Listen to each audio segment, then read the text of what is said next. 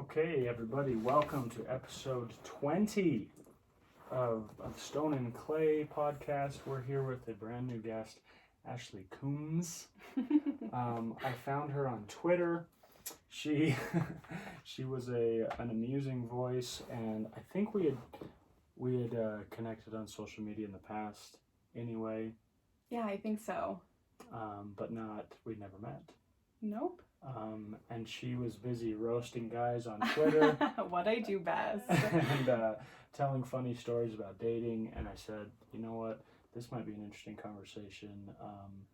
And then I just barely found out as we were chatting, you are an expert in, maybe not a full-time expert yet, but you are in a master's program. Yes. In educational psychology, is that yes, correct? yes. Okay. Good. And you don't broadcast that on your Twitter. Not usually. So, AKA, if a guy's trying to slide in your DMs or get weird with you, they should know you're much smarter than your bio might say. Yes. I think there is something about being a graduate student in my bio, but okay. I don't, usually talk too much about it. Right. That's funny. Well, I thought it would be kind of interesting. I love just talking about dating just because I feel like it's such an interesting, Utah is such an interesting place to be a single person in. Right, absolutely. For 100 reasons. Probably more. Right, but we will just do 100 today. Perfect. It's like, for starters, you have a high percentage of people of the same religion that within that religion, it's kind of culturally mandated, so to speak, to get married when you're young. Right. And you have, especially down in Utah County, you have two enormous universities. And so you just have a hodgepodge of horny singles. Yes, there are so many people that just want to get married. Right, they want to get married, and I'm not here to say they shouldn't want to get married. But it's just a wild scene. It's the wild, wild west. And things have gotten extra weird as social media has blown up and has been proliferated, and then your dating apps. Dating apps have changed the game. And that's part of the reason why I reached out to you. You talk a lot about, the guys you meet or talk to on Mutual or Tinder or Bumble or whatever. Right? I'm on all of them. So. You're on all of them. She's active in the community. At the end of the episode, we'll give you her social tags if she wants. She might not accept you. I don't know. She might block you. So don't get too weird. But let me ask you this. So you're LDS? Yes. Okay. How old are you? I'm 23. 23. Okay. Kind of a prime age. Yeah. Kind of a good time to be alive. For Mormons, though, I'm getting on the old end. Right. Yeah. You're kind of running out of daylight. So. Basically an old maid. Right. And I can understand what you're going through because I'm an exceedingly old person myself, but I got you by a decade. But there's always the weird double standard of just being a guy and being older. Whether it's right or wrong, it feels very different. Oh, absolutely. And there's a million reasons for that. Double standard, but we don't need to get into that. So with that being said, you're 23. Have you been in any long relationships? Have you been married, engaged, almost engaged? I have not been married or engaged. I have dated a few people for some pretty significant amounts of time. Not recently. I think I've been single for a little over 2.5 years, excluding some little flings and whatnot. Yeah. So I've been on the apps for a while. Yeah. So what would you say, and for everybody tuning in that isn't LDS, doesn't understand our weird culture, we might get into it a little bit, but Mutual, and I've brought this up in other episodes, Mutual is a very hey, I'm Mormon, hey, I'm Mormon too, let's try to date app, right? Yes.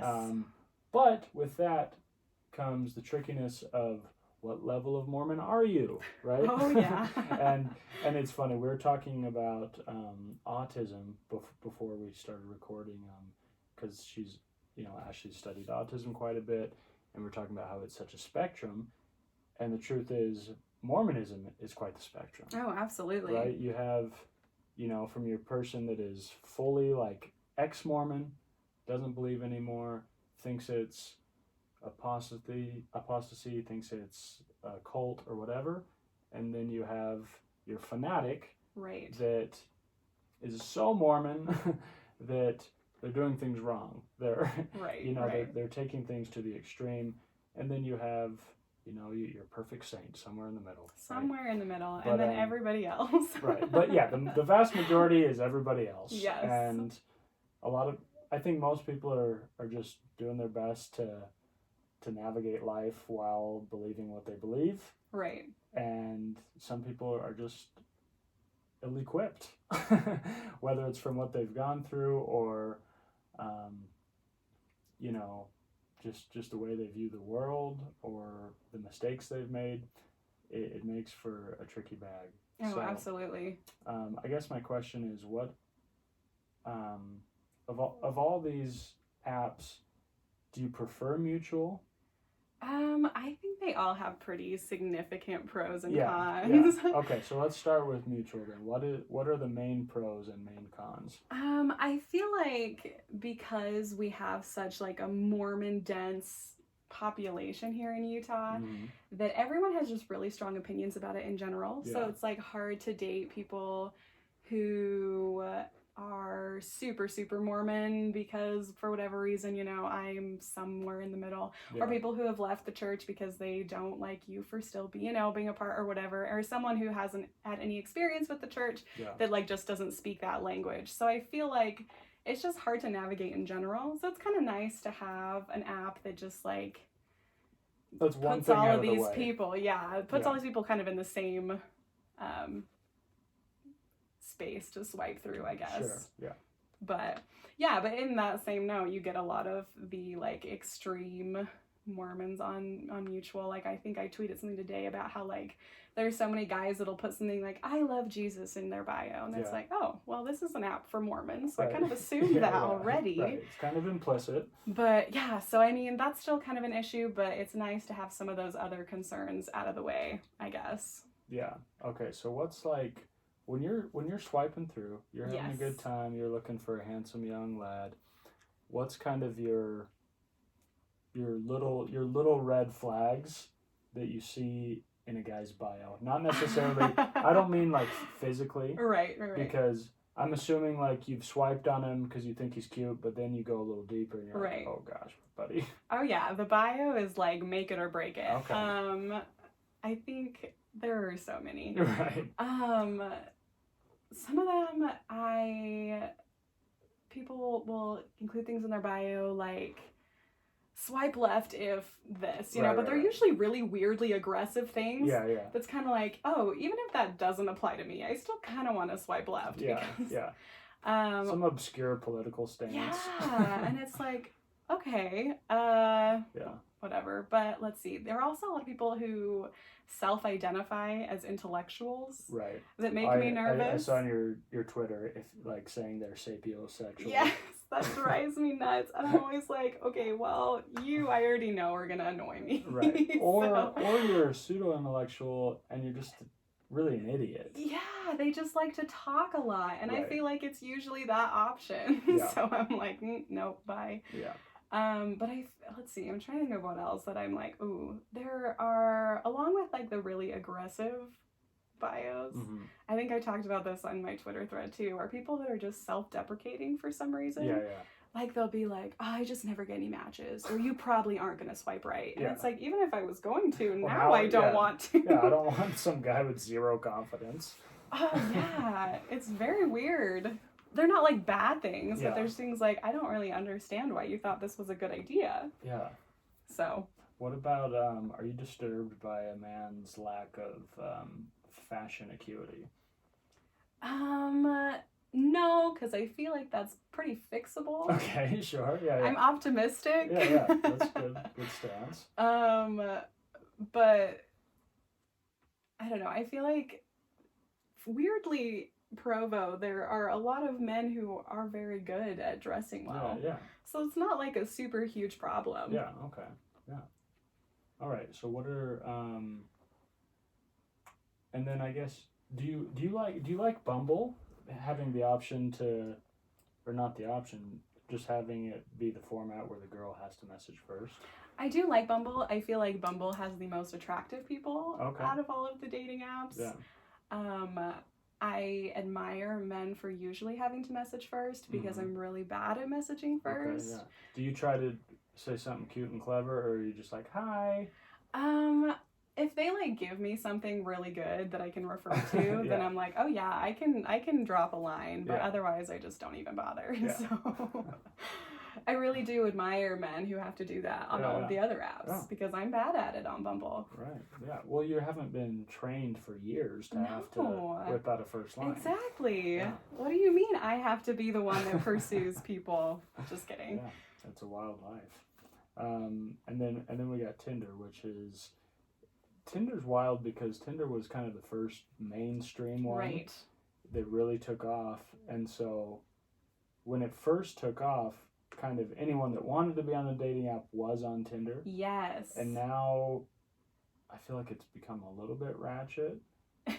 Absolutely. I think I downloaded Tinder for the first time when I was like a freshman in college as a joke. Right. And like, I met a couple boyfriends on there, but now I would agree with you that it's just kind of the leftovers from all the other apps. Yeah.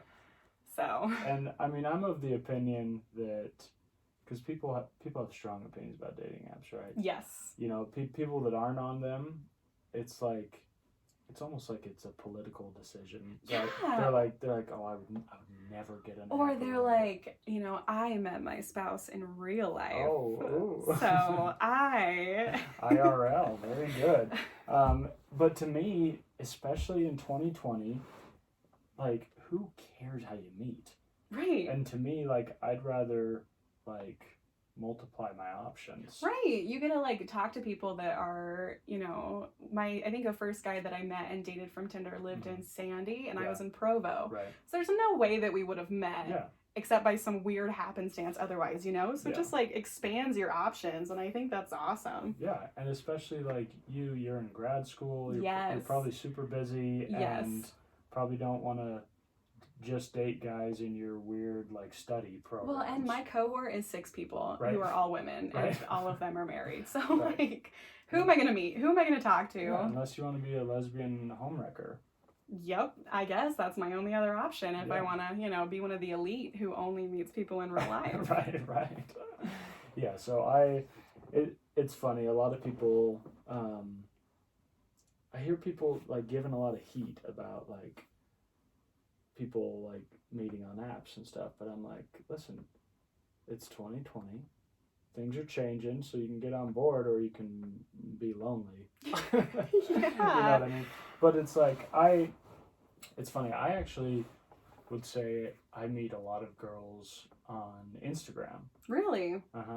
Just for me, like, I'm really active on Instagram, and so I have a lot of pictures and videos, and so people can get a very good idea of what I'm about by getting on my Instagram, whereas I'm a little bit more of a ghost on Twitter. Yeah, see, I'm the exact opposite. I have met and dated a lot have from Twitter who have just messaged me out of the blue. Yeah. So.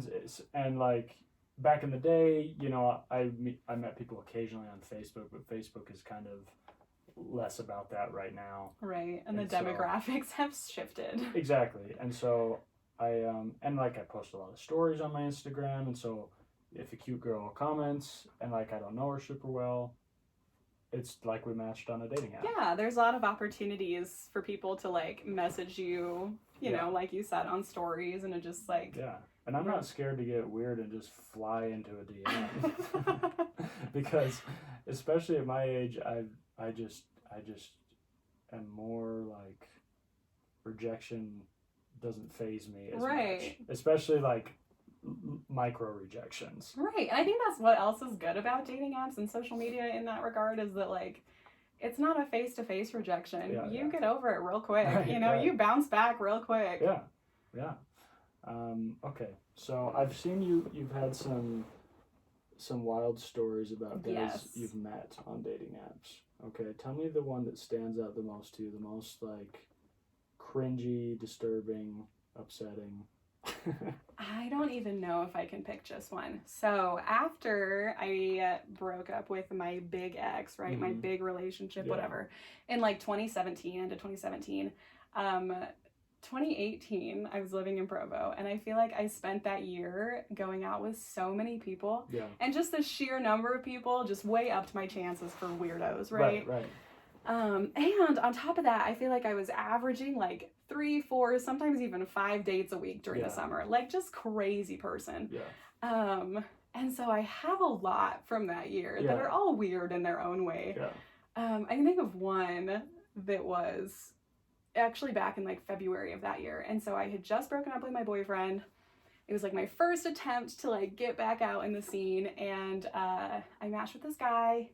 He was like 6, 7 years older than I was. And we made plans for like some random Wednesday. I was in my senior year of college. And so anyways, we had made plans to like hang out after I was done with my night class. And I realized afterwards that I was like, oh, we picked Valentine's Day. Oh, gosh. And so I like had this internal struggle where I was like, do I want to spend my first Valentine's Day by myself? Or do I want to spend it with some random guy from Mutual or Tinder or wherever we met? And so I opted for the second option. I messaged him and I was like, hey, if you don't think it's weird, I don't think it's weird. And he was like, no, that's fine. Let's hang out, whatever. So he lived in like Spanish Fork or something. So after my class at UVU, I like drove down and he was like, yeah, just come over to my apartment. We can make like pizzas or something. And he very specifically said apartment and he gave me his address. And so when I showed up, it was this giant house. And I was like, ooh, this is kind of weird. Am I like, you know, you're always on your guard as a girl, like assuming the worst. So I was like, am I going to get like kidnapped? Like, what is this? Like, anyway. And girls are watching way too many documentaries about serial killers. Oh, I'm a true crime junkie. And so that on top of just everything. It doesn't help us guys out there that have never killed or kidnapped. But so I texted him and I was like, hey, I think I'm here. And he came outside. And so I walked up and he introduces me to his entire family. Oh, wow. Because he was living at home, which like I don't care that much about. Except but maybe a heads up would be nice. And except for the fact that he like told me my apartment. Just, you know, so I just was not prepared. So I meet his entire family and I was like, okay, whatever. So he tells me we're going to walk over to his neighbor's house to use their like fancy pizza oven. So I was like, cool, we're just gonna meet your whole world. So we walk over and knock on the door and this guy answers, this old guy, and he like shakes my hand and he's like, I don't remember what the guy's name was that I was with. I think it was like Jason. And he was like, I'm Jason's bishop. And I was like, hey. Okay, cool. Family and your bishop all at the same time. And so we walk into his garage to like use their pizza oven, and I mean, I feel like I try to be pretty open-minded politically. But I'm also like very politically involved, very much, you know, anyway. And I walk in the garage and there's like this like 15-foot Trump Pence 2016 poster and on the wall, and I was like, oh boy. Just like staring at me while I'm trying to make my pizza with this guy's bishop. Just disrespecting Just so many things are happening at once, right? I'm just so overwhelmed. And so we make the pizzas and I was like, okay, so we're gonna take these and go, or like what's the plan? And he decides that we're gonna stay and have dinner with the bishop and his wife on Valentine's Day. So we're like on this date with the bishop and his wife, and they're like grilling me as bishops do, I guess. And like it's in their nature. We're talking about school, and so like I said, the guy was a few years older than me, and he was graduating around the same time that I was. And I guess that just really irked him, because he started talking about how like I think I was taking 18 credits that semester, and he's like, you know, that would never fly in my major because my classes are actually hard. In front of his bishop, who's super uncomfortable. I'm like, oh my gosh, was this like a finance guy? He was computer science. Whatever. So I was just like, so just in disbelief. Not like, I don't know, I wasn't like offended. I was more just like bewildered that he was where am I? What is happening? Right. And so yes, the bishop's uncomfortable because he just keeps making weird offhand comments like that. And so we finally finish our, dinner with the bishop and his wife. Delicious? No, it was very bad. All of the supplies were like left over from some like young adult activity they had on like the previous Monday. Yeah. Which just kills me because that means he approached his bishop and was like, I have a date on Wednesday. Can I use these leftovers at your house? Right. And the bishop was like, yes, Sure. absolutely. Yeah. So anyway, so we're done with dinner and we're walking back to his house. It starts hailing. And so I was just like, of course, like this cherry on top. And he asks me and he's like, do you want to like stay and go hot tubbing? And I was like, no. Like, what about that interaction makes you think that I want to stay and go hot tubbing? Anyway, so I like was living in Lehigh at the time, and so I drove the 40 minutes from Spanish Fork back to Lehigh, just like I should have spent my Valentine's Day by myself. Right. Should have watched The Notebook. Yeah, so I have a lot of like just weird ones like that where it just is like, this isn't necessarily bad, but also why did you think this was a good idea? Yeah, I'm very grateful in that sense to be a man because I've definitely had some weird dates, but it's just been like the girl's been kind of weird. But it's like I kind of control the activity a little bit, and I don't do weird activities. So that would solve so many problems. And if I had an enormous Trump poster in my room, I would warn the girl. I would just send her a text and say, hey, just so you know, like, we're just going to be hanging, but, like, I have this big red poster. It's just going to stare at you. It might be triggering. I can cover it up. I can put a towel over it if it's upsetting to you. I'm considerate like that. But, just the tiniest bit of self-awareness. Right. Like, that's it. It makes all the difference. Yeah, like, I've had some weird scenarios where, like, like I was going to pick up a girl one time and my car broke down. Oh. And like was toast. Oh no. It was completely toast. And like, but I didn't like lie to her and say like, oh, actually let's meet over here. And, and then later she finds out my car's smoking in the corner. Right. I just texted her and I was like, hey, my car's smoking. Like, we can reschedule or you can come meet me here and we can go get something to eat. Like, right. It doesn't have to be so weird and awkward. Right. Like if this guy would have just said, hey, listen, my neighbor has this awesome pizza oven, okay? Heads up, it's my bishop, but it doesn't have to be weird. It's just he has this awesome pizza oven. Like, it still probably would have been a little bit weird. But so much less. Yeah, so much less. No surprises. Right, because you think you're going to this dude's apartment and you're cooking a pizza. Yeah. Just you two, maybe some stray roommates. Right. Instead, I meet like all of his family and his bishop. Yeah.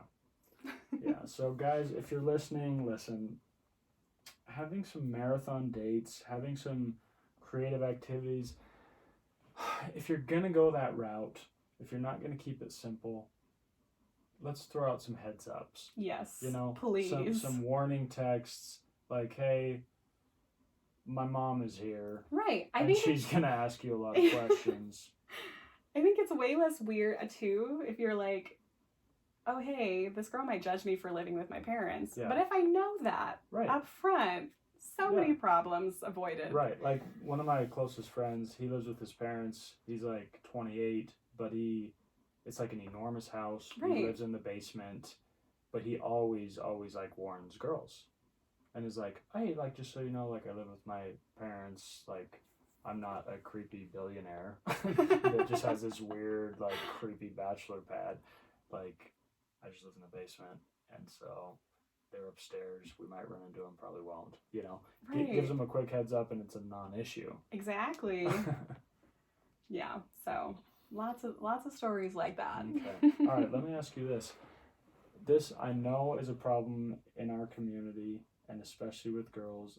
I don't really have to worry about it, but I feel like girls need to be kind of have their guard up and need to be vigilant about like, okay, this guy wants to hang, but like, is he actually interested in me or does he just want to hook up? Right. Right. And to clarify, hook up is a really wild term in Utah. Yes. Because our vernacular in Utah becomes like Mormon vernacular. Yes. Right? Even if you're like not a Mormon, people kind of understand when you say we hooked up, it doesn't necessarily mean you had sex. It might not. Nobody knows. But it might. It's a very ambiguous term yes. here. And so a lot of times, depending on where you sit on the spectrum, it just means like the guy wants to make out with you, right? Mm-hmm. But then a lot of times the guy might want to do a little bit more, or he might want to, test the boundaries, might want to get a little fresh.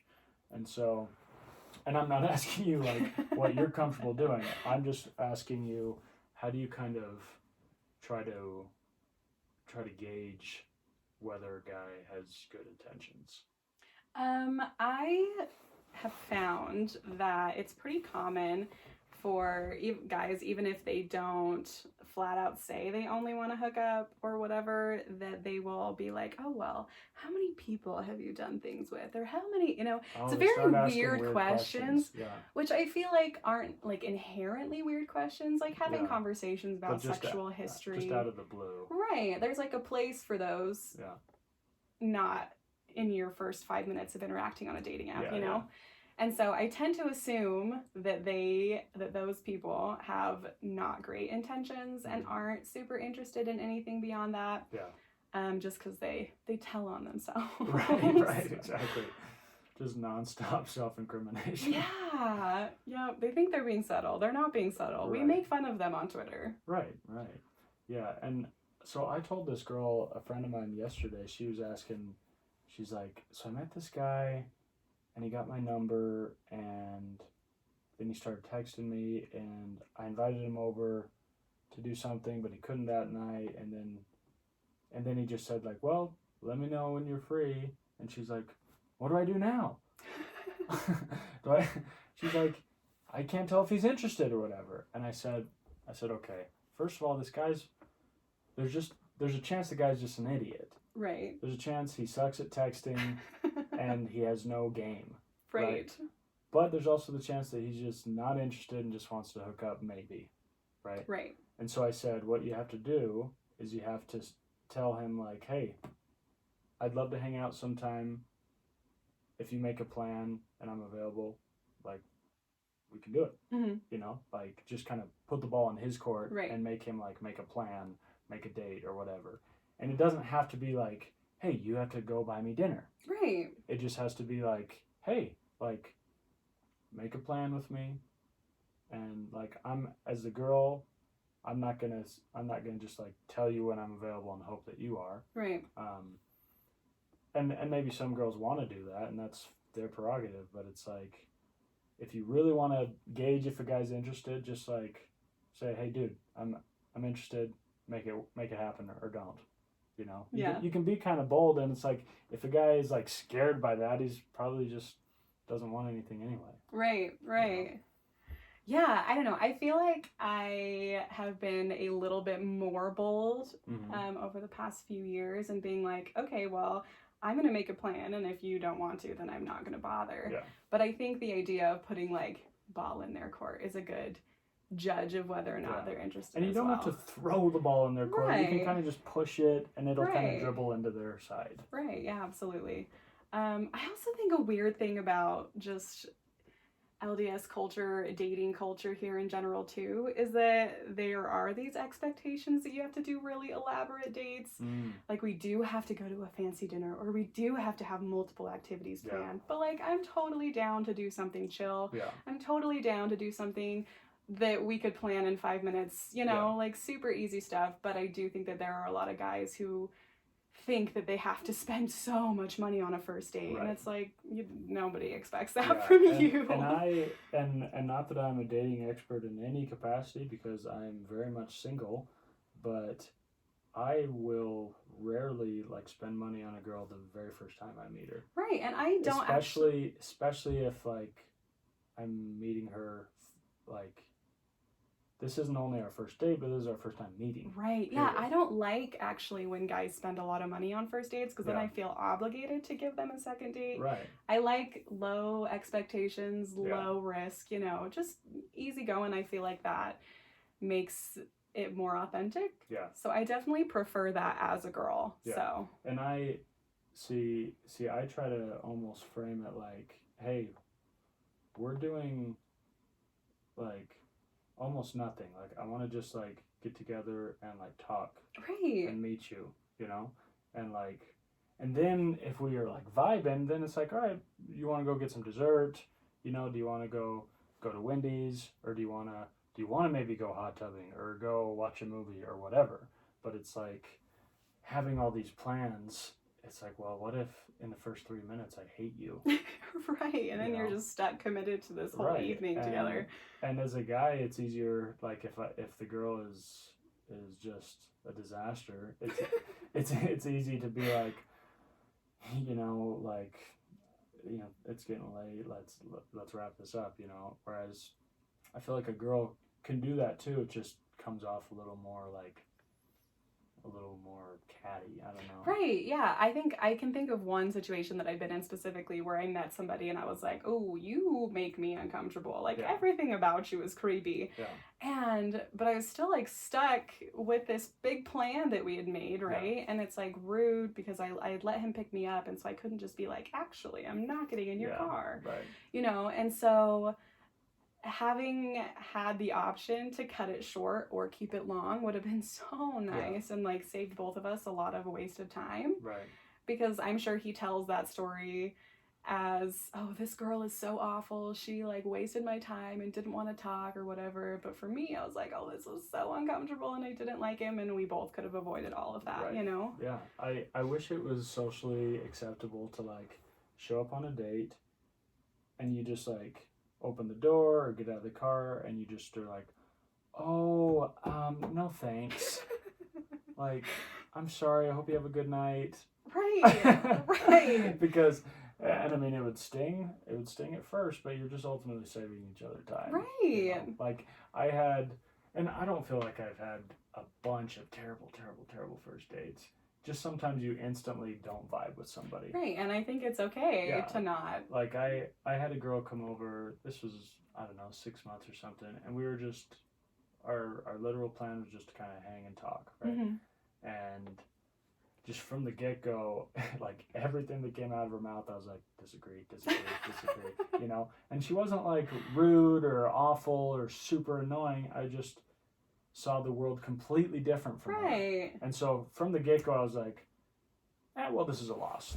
But I was like, but it's fine. I'll get to know her. Maybe we'll have a kind of fun conversation. Maybe it'll get a little heated, whatever, and it'll be done, you know? I'll just be civil, and maybe we can have a few laughs. Right. You know? Right. Well, what is something when you're going out with a guy and you've been out once or twice or 3 times, what is it that kind of will make a guy be like interesting and intriguing to like, oh my gosh, I'm into this guy? Is there like a little bit of an X factor, a little catalyst? I don't know. I feel like I don't usually let things get beyond a third date. Like, I don't know that I've ever, you know, gone out with somebody a 4th time if I'm just kind of intrigued, you know? Sure. So I think 2nd, 3rd date is like the... Yeah, make it or break it. Yeah, exactly. Just, again, because I don't want to waste my time. I don't want to waste theirs. And so, but I don't know if there's one specific thing where I'm like, okay, yes, I want to go out with you again. I think that being able to talk to somebody for like extended periods of time, like, okay, we plan a date for an hour and I would like to stay here longer, is a pretty good sign. And just being able to have conversations that just flow really well, you know, I feel like that's a big thing for me. But I don't know that there's one single thing. It's just kind of, well, yes or no, you know? Yeah, it's weird. You just kind of want to spend more time with someone, or you don't. Exactly. Yeah. Do you feel like it's usually more driven by like their intellect or their attraction level, or like some kind of like conversational chemistry, or is it just kind of a mixture of everything? I would say it's a mix of all those things, but I would actually argue that the attraction factor is the least important, because the attraction factor is what gets me on the first date, you know? Right. After that, it doesn't really matter that much. But I would say another really big thing for me is, as a grad student, you know, and a career woman or whatever. All caps. I've met a lot of guys, though, that are very much like, I think it's just a Utah thing, that are very much like, oh, actually, I want to be the one who makes more money. Ooh, I would like you to be a stay-at-home mom, which is their prerogative, you know, like you, if that's what you're looking for, that's awesome. You date those people. But I've met guys who want to continue dating me knowing that we don't agree on that. And so that's like a really big yes or no factor for me. Yeah, it's tough because it's like there's what you want, and then there's what you're actually doing, right? And so a lot of people think they are doing what they want in dating, but they're not. Right. You know, they're dating people that they will never end up with. Right. They are falling in love with people that they don't love. Or they I guess you can fall in love with anyone maybe, but that you maybe shouldn't fall in love with, you know. It's funny, I remember this girl a few years ago, she was teaching this lesson in church, and it was kind of revolved around relationships and communication and stuff. And she's like, I know a lot of people that claim they don't have any commitment issues, but they're perpetually uncommitted. Right. And I was like, I curled up into a little ball and crawled out of the classroom. You're like, oh no, she read my mind. I was like, that can't be me, but I have to go to the bathroom suddenly. But it's true. I think people have trouble kind of looking themselves in the mirror, and relationships are so like emotionally charged and so personal and so potentially gut-wrenching that it's a lot of times easier to just lie to ourselves and say like, well, this is a deal breaker for me, but I'm gonna keep going. Right. I think people kind of have this idea that you can make it work with anybody, which I mean, you probably could. Right. But you don't have to. You know, if there's things that you're looking for, you're allowed to look for those things, you know, and you're allowed to filter people out based on those things. And the truth is, the more you like self-improve, the more options you have. Right, because exactly. It's like the better, you know, you become a better option. Right. You know, if you're like overweight or something, and then you're working out and you're getting more healthy, all of a sudden more people are attracted to you. If you're like start reading more and start becoming more educated, all of a sudden people are more attracted to your intellect. So it's like, yeah, if you have few options and you feel like, well, I can't be picky because not a lot of people want to date me, then the answer isn't to just make it work with somebody and just have a terrible relationship and not be lonely. The answer is to self-improve. Right. And like, I would way rather be single than be dating somebody that I don't really like that much. You know what I mean? And like, I get that there is a super intense pressure to get married and to be in a relationship. Like, you know, we treat it almost as like a moral failure or a character flaw if you're single for too long. But like, why not be picky? Like, why? I don't know.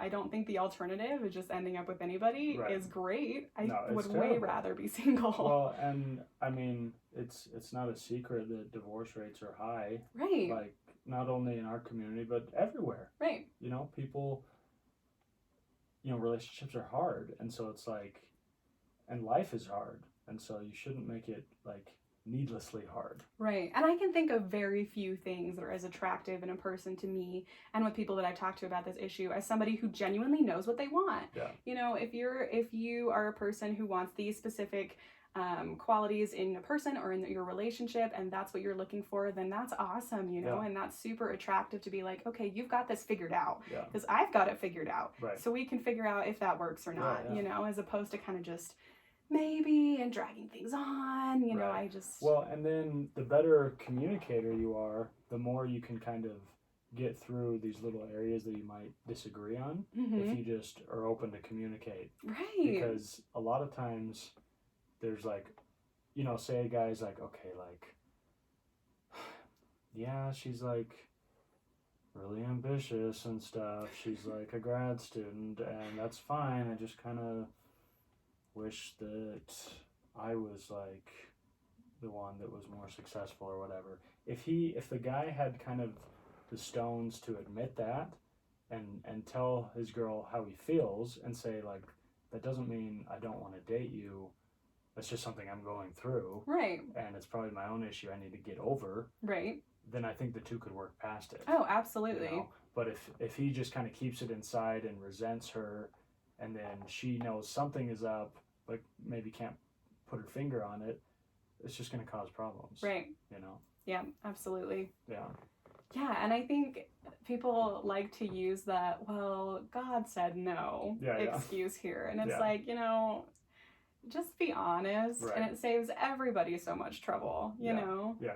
Yeah, and maybe God did say no, but it's probably because you said no first.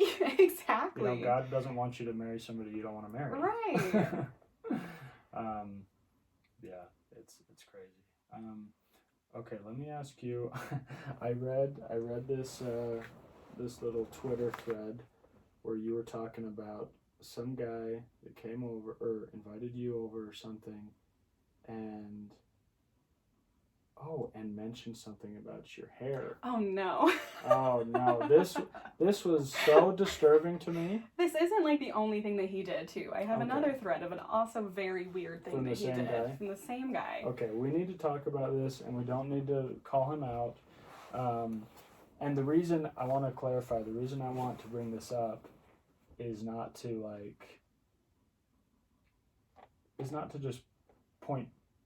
just laugh at it and make it funny. My point is, a lot of guys are just clueless. Right. Out there, completely clueless. And of course they're like, they often can be like offensive and misogynistic and, you know, maybe abusive or whatever. But also, guys need to understand that you need to think about what you're doing. You know, I don't know how else to say it. No, you're spot on. They're just, I think for whatever reason, they've gotten away with things in the past from maybe girls with less of a backbone or and girls... also just the shock factor. Like sometimes people will do things where you're just like, this is how I was in this situation that I'll talk about, where I was just so taken aback that I was like, I don't even know what to say or how to respond in this situation. Right. So no one would, and so he thinks it's fine. Right. And maybe he did similar things with other girls after because he's like, well, she didn't react too bad. Which is horrifying to me. Like the tiniest bit of self-reflection, please. Yeah. Okay. Break it down for us. Okay, so this was beginning of 2019. I had been I had gone out with him a couple times. And you didn't see any kind of weird red flags? Yeah. He had said some weird things, just in general. He talked a lot about some depression type issues, which is totally fine, but it felt a little bit like sharing very intimate details with someone that you don't know. Yeah. So he had done things like that where just telling me things that were a little bit... Just some overshares. Yes, exactly. But nothing that I was like, okay, this guy is something, you know. So he calls me and asks me to come over. So I go over to his apartment. We're in his room. And it was pretty late, so I had my hair in double braids. Just because I had just gone out of the shower, so I didn't have any makeup on, whatever. I just pulled my hair up real quick. And I go over, and he, we were making out, so it's not like this was completely out of left field. And but he stopped, and he was like, your hair reminds me of something. And I was like, thinking he's joking around, and I was like, what? Yeah. And he was like, it reminds me of step siblings porn. And I was like, sorry, what? Yeah. And so he rolls over and turns on this giant TV, the biggest TV I've ever seen in anybody's house ever. Gosh. And turns on his TV, and he goes to the internet browser and he types in pornhub.com, and this whole time I'm just waiting for it to be a joke. Right. So I was like, there's no way this guy is serious. Yeah. And he like types in pornhub.com and he goes to the search bar and he types in step siblings porn. And I'm just like, what is going on? Yeah. And he turns one on and just like provides commentary the whole time. We're just like sitting there watching this porno. Yeah. And like, I've had people be like, well, why didn't you just leave? And like, I did. Right. But it took me a minute to be like, this is really happening. Yeah. He's just sitting here doing this. And he thought this was a fine thing to do. Yeah. So that did happen to me on a date once. And what disturbs me about this is it feels like he didn't have much hesitation. No, he just thought it was fine. Like something clicked in his head where he was like, oh my gosh, her braids. I gotta show her. I know what I'll do that she'll at least not hate. She'll probably like this, and I don't know if he thought it would be funny or just like would be like arousing, or I don't know what is going on through his head. The thing is like, I don't know, if he had put something on in like background and been like, we're gonna use this as background noise while we hook up, that'd still be weird, right? But it would make a little bit more sense to me. But he literally just sat there watching and like commenting on what was happening in this like it was so bizarre. Yeah. What was your exit strategy? Like, what did you say? Well, like, it had gone on long enough that I was like, okay, it's not weird if I leave because he's obviously very preoccupied. And so I literally just like walked myself out. Yeah. And did he just kind of keep watching? I have no idea. Like, I genuinely don't know. He didn't like walk you out or say he like said bye and stuff, but like he didn't walk me out or anything. And never turned off the TV? Nope. So we can assume he finished the segment. Yeah. Yeah. Wow. And I don't want this to be like a perverted, section here and get all on the subject of porn, but it's just this guy's behavior I can't believe. I couldn't either. I was honestly so shocked that I was like, even if this was completely intended to be a joke, it's still wildly inappropriate. It's the worst joke you've ever had. Yes. Yes. But it clearly wasn't a joke. No. Because he had done after that, he had done something else that, like I said, I have another Twitter thread on that is, he's notorious amongst my Twitter followers. Okay, yeah. Because he's just wild. Like, stuff like this where it's like, did you not think this through for 2 seconds? Yeah. Okay, so what was his next misstep? I'll try and be as censored as possible. So he sent me a very explicit Snapchat video. Okay. In which he ejaculated onto a carpeted floor. Oh gosh. And like there were so many like earmuffs, kids, earmuffs. Sorry. Oh, you're fine. But like there are just so many layers to what was happening. Like one, gross Snapchat video. So this is after the fact? Yes, this is after this has happened. So and gross. Were you in any communication with them, or was it kind of unsolicited? We had still talked after that, but this video was completely unsolicited. Right. So yeah, gross video that he just sent, no warning, no nothing. Yeah. I had been in his apartment, so the carpet didn't belong to his apartment. I had no idea where he was. Okay, yeah. And I was just like so shocked. I think I like messaged him and I was like, please tell me you cleaned that up. And he was like, no. And I was just like, oh my gosh. Like, just mind blown that this is something that people do. Yeah. That he just thought that was fine. Yeah. So, that was him. He is something. Wow. And part of the problem is, and I don't want to blame anyone that, feels victimized by him, but part of the problem is probably some girls have put up with it. Oh, absolutely. And have maybe even in some way encouraged his behavior. Yeah, and it's hard because like as someone who's been in that situation, I didn't know what to say. I didn't know what to do. Right. I didn't know how to be like, that was gross, don't ever do that again. Yeah, you're just like, weirdo. Right, and it's like creepy and uncomfortable and feels a little bit violating. Right. But because no one had said anything, because I'm sure if this has happened to the girls, which I would be shocked if it hadn't. Yeah.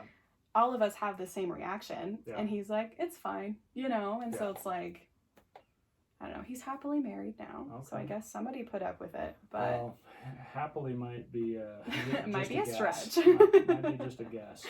But yeah, it's so wild in this day and age with social media and everything. I think some guys feel like they're invincible. Right. Because it's easy to like send something unsavory or gross, explicit. Someone gives a poor reaction, and you're just like, eh, and you can block them or whatever and be done with it. Yes. And I think the vast majority of girls aren't gonna pursue litigation. No. You know, because you know, and maybe you'd succeed, but it's like, what are the odds that you like go get a lawyer and try to like really make a case against somebody sending you a gross Snapchat? Right. And so it sucks because it's like it gives that guy the upper edge because he probably assumes nobody's gonna do anything. Right. You know, and like what authority are you gonna tell? Right. You know, maybe if he was in your like cohort, you know, you tell your professor or a head of a department, but it's like no, so kind of funny is my dad used to be in a bishopric in one of the BYU wards. So I walk in to go to church with my dad one time, and I walk in and this guy is like talking to my father, and I was like, worlds colliding. Oh, wow. But like, who am I gonna tell? Yeah. Be like, hey dad, just so you know this and like maybe some people would feel comfortable doing that, but I didn't. And so like, who would you tell? Like you just deal with it, and that's so sad, but it's just kind of what happens, you know. Yeah, you just have to realize like some people are, and I'm not trying to like sympathize with this guy, but some people are sick. You know, some people have issues. I mean, you know this. You're not only have you experienced it, but you've studied it. Yes. Right? Yes. A lot of people have a lot of issues they're dealing with, and they act out in terrible ways. And so, unfortunately, it's just kind of the nature of the beast. Yeah, and it's like disappointing because it's like I would love if we could fix this, but it's such a widespread issue that it's just kind of something that I think all girls have grown up knowing that we would have to deal with, you know? Yeah. And I think, okay, so here's a question. What is your advice to girls who have been maybe experienced a couple weird things like this and are feeling just extremely jaded and feeling like all guys are trash? How do you kind of talk a young girl out of this? And not that you need to like talk them out of it, because guys are trash, but how do you kind of explain that, I don't know, there are good guys out there? Right. I think that I have a lot of really terrible stories about going on bad dates. Yeah. But I also have like a lot of great guys that I've met and have become friends with, even if we didn't date, you know? And so I think providing a space that they can vent those frustrations and validate and be like, yeah, that guy sucks. Yeah. Like that situation was really awful and I'm really sorry that you had to go through that. But here are these situations that have been really good, you know, and like you've had these experiences, well, hopefully they have, you know, where there are just people who suck in general, you know. And maybe I'm biased because I'm a psych student, but I am a big fan of therapy. Right. And I think it's great to have somebody that you can go to and just be like, here is this list of awful things that I've experienced. Help me process it, you know. Like their job is to do nothing but listen to you, you know. And I think that's really beneficial, and I think that it's still kind of stigmatized, you know, but I think that it's something that just about everybody in the world could benefit from, you know what I mean? Yeah, and I think, because I've talked about this before, I would love to go see a therapist. I don't have anything specific like that I'm just really going through. Right. But it's like we all have a certain amount of trauma from our past. Right. Even if it's very like limited, you know, we all have our issues, our triggers, and all these things. And it's like, I mean, my main thing is like, I just can't super afford it right now. It is rough. You know? It is rough and it's expensive, and that's really a bummer. Yeah, and like I know like a close friend of mine, she sees an online therapist, and she's like, it's cheaper. She's like, it's still expensive, but it's cheaper. But what sucks for her is like she can only afford like once a month. Yeah. You know, and so what's your advice to people that's like they're really going through it, but they're like, I just can't afford it? I think that having a space where you can have conversations like that, whether you have friends, because like you don't want to just dump all of your emotional issues on your friends, right? But I think having friends that you trust enough to be like, hey, I'm going through something, can I talk to you about it, you know? Yeah. And just being open to having those conversations is really helpful as well. But yeah, it really is a bummer that it is so expensive and that it's not considered like essential by your, you know, insurance providers and whatnot. Also, a lot of universities, their counseling centers will have, you know, cheaper options because, you know, I know at my school we have therapists in training that they can't charge full price because they're not credentialed yet, but they've still gone through a lot of, you know, training, and they're still practicing, they're being heavily supervised. And so if you can get in there for like $20 a visit, which I think is what my school does right now, that's better than nothing, you know? Yeah, and I think the truth is, like, if you're desperate and you're really in a bad spot mentally, it's probably worth the $20 to, like, you know, if you need to, like, sell some clothes or go drive Uber for a few months and pay for some therapy. I think it'd probably go a long way for a lot of people. I've had like friends reach out and been like, listen, I hate to do this, but can you spot me $20? You know, and like, I hope that people have friends like that. I recognize that not everybody will, but I would argue that most people would be more willing to help than you think they would be. Right. Yeah. And I'm not going to get super into these specific stories, but I've had over the years a few friends that have taken their own lives, and I wonder, because I know none of them were in therapy, and I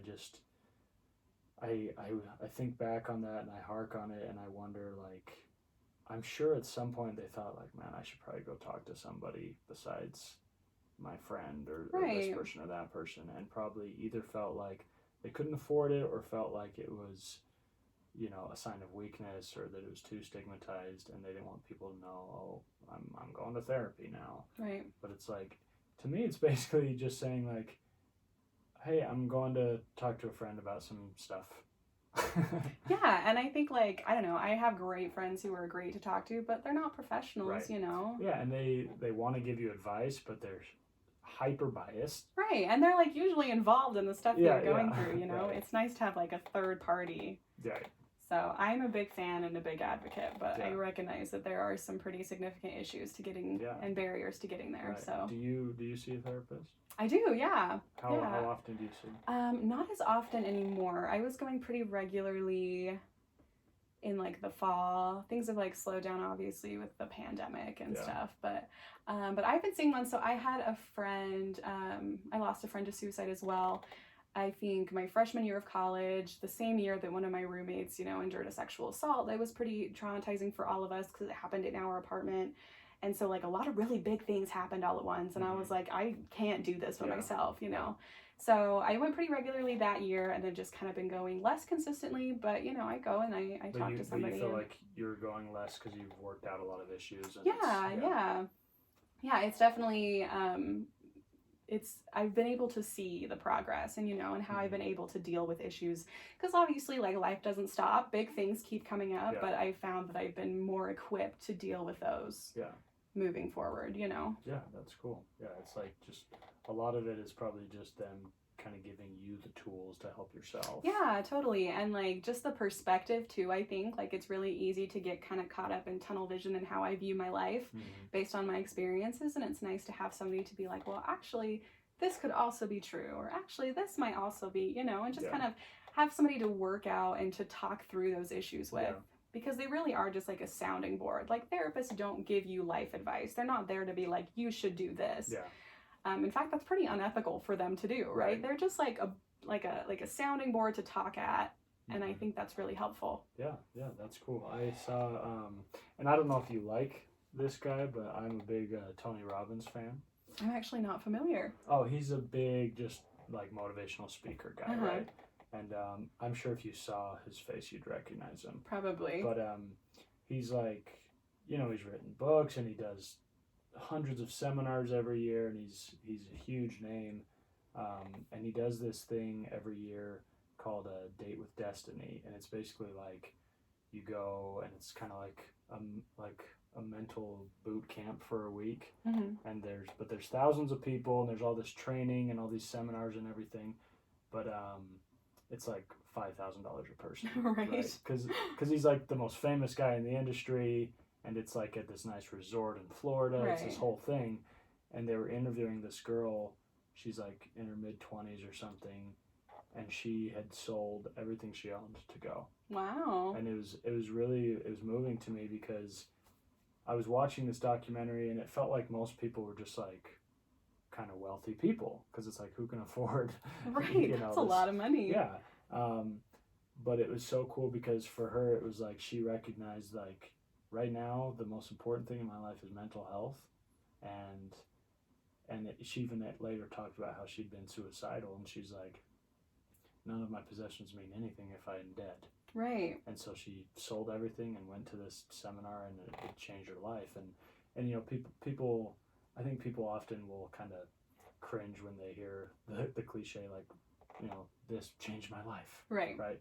But things do change your life. You right. know, little moments and little tools you receive to help you deal with things, and little things that help motivate you and bring joy and love into your life can absolutely just transform and change your life. And I just thought it was a good reminder of how important it is to just take care of yourself. Right. Well, and like, I don't think people realize that how much mental health affects the rest of you. Like, there are somatic symptoms, you know, like when I get really anxious, I can't focus, I can't eat, like completely lose my appetite, I get headaches, I'm struggle with insomnia. So all of those things aren't anything wrong with like my body. I'm not sick, but they're all like a direct result of mental health. And so like, it's not just this abstract concept that, you know, people talk about. Like, it affects every aspect of your life. Yeah. So. Absolutely. Okay, one more question and then we'll wrap it up. Yes.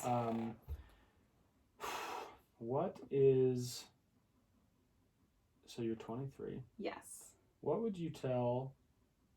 What advice would you give 18-year-old Ashley about, it could be about dating, but maybe even just about life? Oh man, I have so many things. I was actually thinking about this the other day, where I was like, man, if I could just like give her a hug and be like, you are doing so great. Yeah. You know, I think that I would tell her that there's no rush. You know, like, I had just graduated high school, and as far as dating goes, a bunch of girls that I graduated high school with got married right after high school. And so you just get kind of thrown right into this world of like, okay, your priority should be dating. And if you're not dating, you're failing, you know? And so, I don't know, my parents didn't get married till they were like in their 30s. So I kind of had like this influence that was like, hey, it's actually okay to take your time. And then also growing up in Utah County, that was like, it is actually not okay. Like, you better get on this. So I think that I would tell her to just like, you know, you're allowed to be picky, and you're allowed to take your time, and your life will be so much better because of it. So. Yeah, that's great advice. Any questions for me?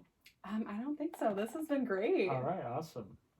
Okay, well, thanks for coming on. Thank you. You've been pleasantly interesting to talk to. I'm so glad. Yeah, not that I thought you wouldn't be. I didn't know what to expect. You're like, this girl's gonna be so boring. No, I didn't think that, or I wouldn't have invited you. I just saw you had a quippy voice on Twitter. Thank you. So I thought, well, worst case scenario is she hired somebody to tweet for her. I have a secret assistant. She is brain dead and can't speak. All right, well, thanks for tuning in, everybody. Go check out the YouTube video of this if you want. If you want to see our faces, see what we're about, just search Taylor Church on YouTube, or search Of Stone and Clay Podcast. This is episode 20. Check us out on Instagram, Of Stone and Clay Podcast. If you want my personal stuff, you want to get weird, at Taylor Church 44. Ashley, do you want people to find you, or do you want to? Yeah, you can follow me on Twitter if you'd like. My handle is Ashley. It's kind of like a combination of my last name and my middle name, but Nicoo. I tweet a lot about dating adventures. So yes. And it's usually amusing, and guys, if you're gonna do something weird, she's gonna put you on blast. I do love to block people. Yes, you've been known to throw a block party. I have been known. That's exciting. Okay, well, thank you, and we'll see you next time. All right. All right. All right. What do you think? Oh, now it's like weird to not hear myself.